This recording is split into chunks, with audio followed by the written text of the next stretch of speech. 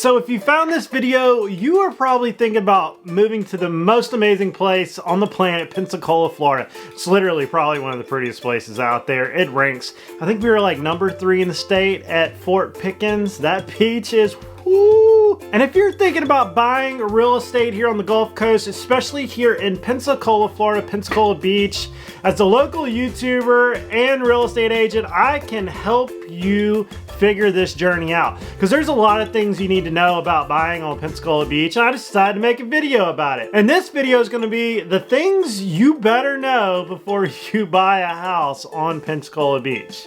So never buy a house without knowing these things.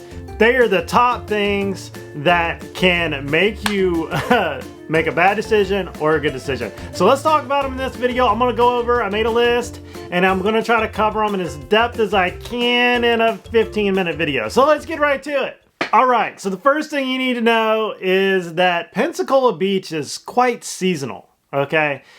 When you think about the beach, you're thinking about really from spring break to October is when kind of the tourists and everybody's on Pensacola Beach. But we always, as locals, like to go from like October on or before because it's still warm in October. And even in November, sometimes you can get some really awesome beach adventures because the sea creatures, as in the fish and like all the aquatic life, is just kind of doing its thing right about then. And then the water just kind of settles down and it's really immaculate. So from March to October, that Pensacola Beach can be quite hectic. Same way with Navarre Beach, Orange Beach, any of the major beaches that are catering to tourists is going to be quite busy. So understand that. Understand whether you want to be around short-term rentals. Understand which part of the beach you want to be on. If you're down towards Portofino, you're going to have a lot less traffic as far as tourists than you will right there by the boardwalk and by the hub center of Pensacola Beach, around the beach ball area. And especially too, if you go down towards Peg Legs, the restaurant, I'm just using that as kind of a, so you can find it on the map where I'm talking about. Galvez Court, any of those big neighborhoods in there. A lot of those down the way will not have many tourists because some of them are gated communities. So think about that. Do you want to be gated? Do you want to have an HOA? Or do you want to be where there's a lot going on? So you got to think about that. See, Pensacola Beach is got some of the prettiest sand on the planet. I've been a lot of places. Nobody has sand like Pensacola Beach. It is like looking at a white mirror out there. The sun will literally just ricochet off of it and sunburn you. It's so beautiful. It's like sugar, and it's hard to explain it. You just got to be here, and when you hear the squeak of it going through your toes, it's worth it. It's worth it. Also, as you get down towards Fort Pickens, you're going to have a lot of tourists going into the park and coming out of the park. So these are all things to think of about seasonality and the type of lifestyle you want to be a part of. So that brings me to number 2, okay, is location. If you want to be down towards Park East and things like that, where you want to be quieter, you want to be around the Pensacola Beach Elementary area all the way to Portofino, that is going to be pretty quiet in there. There's not a lot of places for tourists to kind of just park and go to the beach. They're either going to go to beach down towards Park East or down towards, towards Navarre. There's a lot of public beach access there. Or they're going to be down by the beach ball. They're going to be by the boardwalk. They're going to be by the restaurants. And they're going to be down by Fort Pickens. Those are like the main areas that to focus on. If I was going to buy in a quiet area, it would be like down towards Pensacola Beach Elementary School down to Portofino. If I was looking for a condo, I'm going to touch on these later in the video. If I was going to buy a condo and I wanted peace, quiet, and nice amenities, it'd be Portofino. I will put that here on the screen. And let's get to the next one because I don't want to run all the topics in one thing because they all kind of overlap. So let's jump to the next one. So here is the FEMA map. And this is very important. If you're going to be on Pensacola Beach, you gotta know that it's all a flood zone pretty much. Pretty much, speaking vaguely here for liability reasons, most of it is an AE or worse flood zone. I'm gonna put the map up right here. This is the FEMA map. Type in FEMA map on Google and it will pull up all the flood zones anywhere. And this is Pensacola Beach. It's all gonna be AE or more. AE, VE. Now, if you're gonna be on the exterior facing the beach, as in the Gulf, that is staring down the barrel of the hurricane. Now, depending on where you are on the island is gonna depend on how rough a hurricane can be. I'm just straight shooting you here. If you have a house that's built for it, you're gonna be fine. But you gotta understand where on the island you are. There was rumors down before you get to Portofino and on the other side that there was some massive water surge during Ivan and Sally. And it decimated a lot of those houses. And if you watched my video on the beach house that I had under contract and we were one day out from closing that a tornado hit it, I'm going to try to put that right here or link down below. Check the description box. Where a tornado just spawned off the Gulf and ripped the roof off this house. That was down at Galvez Court down towards Peg Legs. The houses that are built strong, built right, modern, that have these processes in place, they do fine. But you do have those anomalies that happen, and somebody would be lying to you to tell you that they don't happen. Some of these beaches, some of these houses on the beach have been there for 40, 50, 60 years. And then there was Hurricane Ivan and Hurricane Sally that took some of those away that weren't built right. And the ones that are still standing are built right. That's why the insurance is so expensive. You look down towards, like I said, before you get to Portofino, that area right in there, that water came up through those neighborhoods. And some of it went right across the island. That's why they're built on stilts. And it will test your house. So understand that you are taking a chance. But the lifestyle is amazing. The view, let me tell you, you cannot get a prettier sand on the planet than Pensacola Beach. It is absolutely amazing. And it's worth living there. And don't get scared because of hurricanes. A lot of people live on the Gulf Coast and they do just fine. You just have to plan for it and understand it. I know a lot of people that stayed on Pensacola Beach for the hurricane. I stayed here in Navy Point, right by the water. When the hurricane, the eye came right up Gibbs Road. And we did fine. My house has been here for 80-something years. But it's prepared for it. It's been hurricane straps and hurricane windows and good roof and hurricane clips, the whole 9 yards. And it'll be fine. You just got to prepare for it. All right, so the next one is going to be HOAs. There's a big war on the beach on whether short-term rentals should be allowed or not. And in some places they're great. Property owners want to be able to rent it out while they're not using it, and that's something you got to think about if you want that. If you don't want that, then there are some neighborhoods on Pensacola Beach that have no short-term rentals. They're for residents only or for owners only, and some people like that. I get a lot of clients that come to Pensacola Beach and they want a neighborhood that caters only to owners. They don't want the turnover traffic. They don't want the wear and tear on the neighborhood. They don't want people in the community they don't know, and they want to keep it a safe, quiet environment. Understandable. If you had a $5 million property or a house that is, this is your sanctuary, you don't want a lot of traffic. A lot of it, they're experiencing a lot of that on Navarre Beach, where it's small and there's a lot of just all over the place building and contractors and everything into these communities, and it's complete chaos. So you have to pick your neighborhood very well and know what you're looking at, and have a real estate agent that knows the neighborhoods and knows about all the things that go into the HOAs and the short-term rentals. And if you want a short-term rental, that's great too. But you have to make sure you read your HOA addendums and bylaws and make sure it's okay, because you don't want to buy a piece of property only to find out that you can't Airbnb it, and that can be a real headache, and your real estate agent should be on top of that.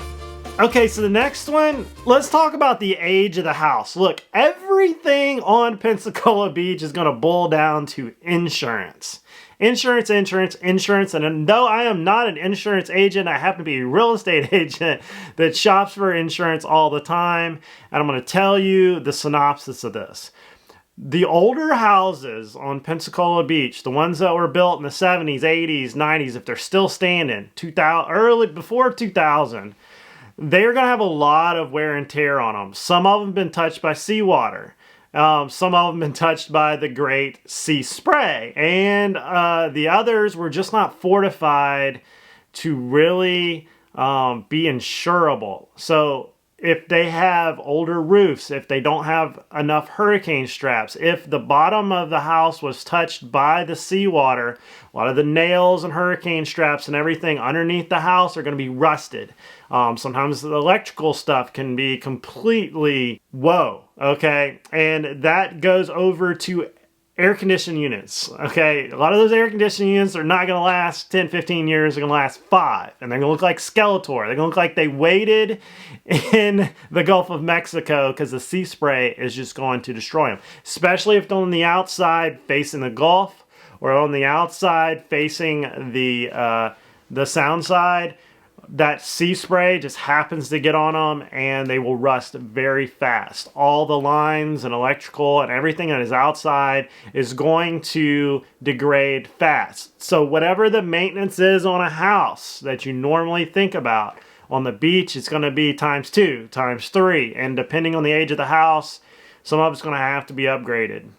That goes for windows. That goes for roofs. Like 15 years or less. If you're getting to an older roof, good luck getting insurance. It all boils down to insurance, especially on the bigger houses. We've had a hard time on insurance, and I've done a lot of videos on insurance in Florida. Check those out. It'll go into detail about the problems of the beach, Pensacola in general, on insurance. But make sure if you're not going to self-insure or you don't have deep pockets, that you take an accountability for insurance. And really, the newer houses are going to be way better on that because they were built to the codes that the insurance companies want to see. But if you're trying to buy an older house, you're going to find out it's going to be tough. And your real estate agent better know how to navigate that. If you're not aware of it or from the area, you're going to have to shop around. And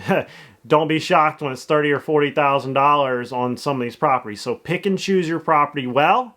And if you go after the better upgraded houses, the newer houses, the ones that have been fortified, you're not going to have too much of a problem. You're also going to have to be on stilts. There's still a few properties on Pensacola Beach that are on slabs.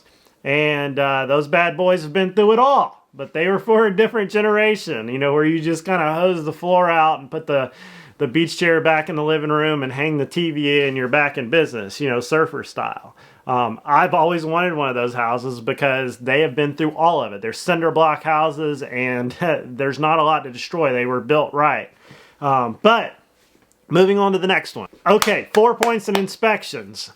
This kind of goes back into what I was just talking about. You got to make sure your roof, your AC, your plumbing, your electrical is up to date. It's not corroded. It's not destroyed. It's not in gnarly condition. You're going to have a home inspector go through that thing with a fine-tooth comb. Once you get all that squared away, insurance is going to be A-okay. Now, it goes with condos, too. If you're looking for a condo, we got to make sure, remember after the one that collapsed not too long ago, you got to make sure these things are certified. You got to make sure insurance companies are going to like them. And you also got to make sure your lender is cool with the condo property itself. The whole lender / insurance headbutt on these condos being stable after that one collapsed. They're iffy on some of them, and you got to navigate it correctly.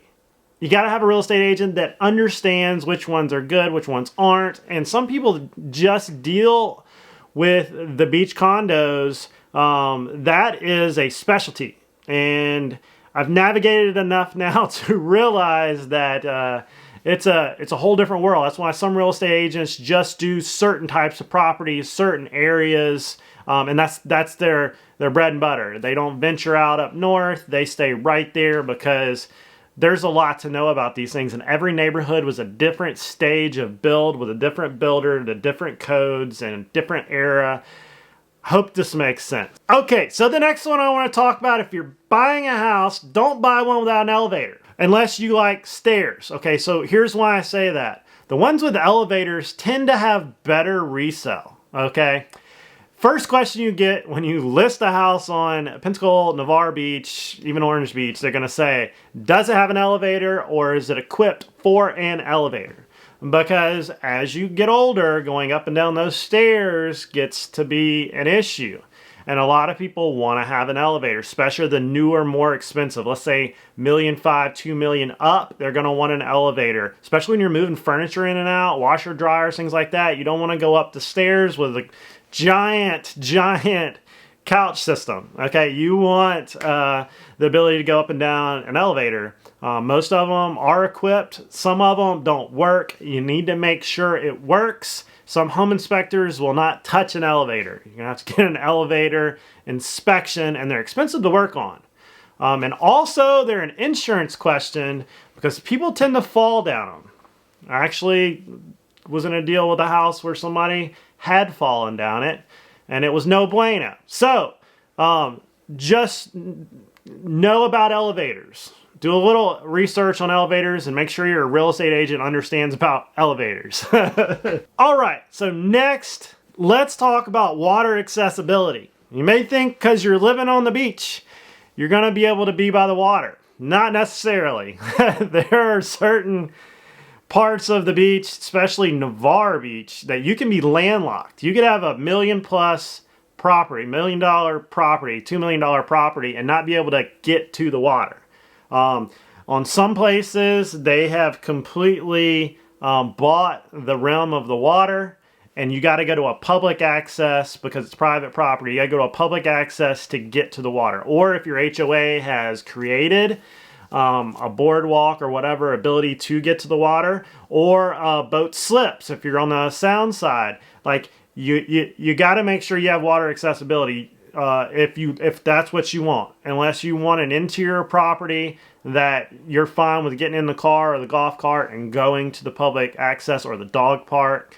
But there's many a times I've seen properties that just had no ability to get to the water, and you're just like, well, I'm on the beach, but I still got to drive 2 miles to get to the water. So just keep that in mind. Make sure you strip map where you want to be on things, and if you like to ride a bicycle or a golf cart, make sure that it's where you want to be, unless you're buying on the water's edge, or make sure the neighborhood has accessibility.